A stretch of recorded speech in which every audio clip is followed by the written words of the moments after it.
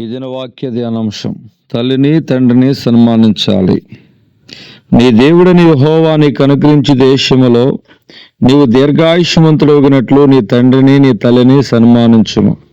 నిర్గమాకాండము 20 దేవుడిచ్చిన 10 ఆజ్ఞలో ఈ ఆజ్ఞకు ఒక ప్రత్యేకత ఉంది. ఇది ఆశీర్వాదముతో వాగ్దానముతో కూడిన ఆజ్ఞ. నువ్వు ఆరోగ్యముతో దీర్ఘాయువుతో వర్ధిల్లాలి అని ఆశపడుతున్నట్లయితే నీ తల్లిదండ్రులను సన్మానించడం ద్వారా అది సాధ్యం. ప్రేమించాలి, గౌరవించాలి.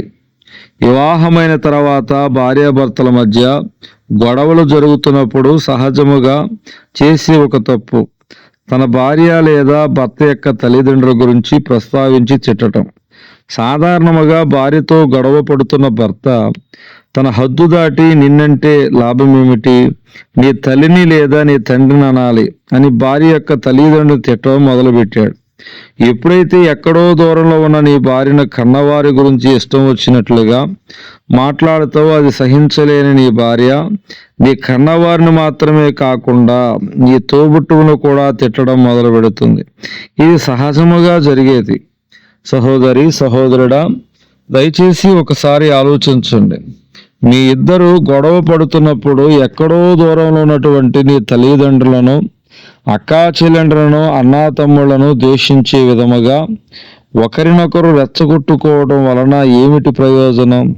తల్లిని తండ్రిని సన్మానించమన్నప్పుడు భర్తగా భార్యగా నీ తల్లిదండ్రులను సన్మానించడమే కాకుండా నీ భార్య లేదా నీ భర్త యొక్క తల్లిదండ్రులు కూడా గౌరవించాలి, ప్రేమించాలి.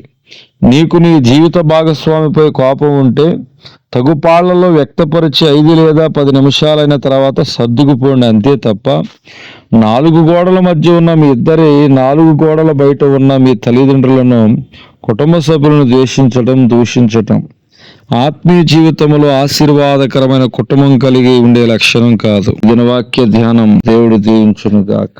ఆమేన్.